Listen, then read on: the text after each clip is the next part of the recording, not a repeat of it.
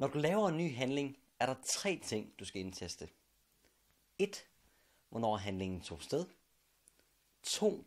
Hvad du betalte eller blev betalt for. Her kan du vælge, om det er en indtægt eller en udgift, og du kan også vælge en kategori, såsom mad, transport, løn osv. Den 3. ting, du skal indtaste er, hvordan du betalte eller blev betalt, for hver handling tager udgangspunkt i en af dine konti.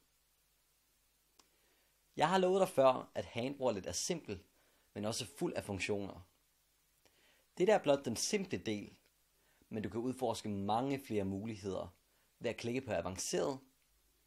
Her kan du fx tilføje billeder, kvitteringer og meget mere.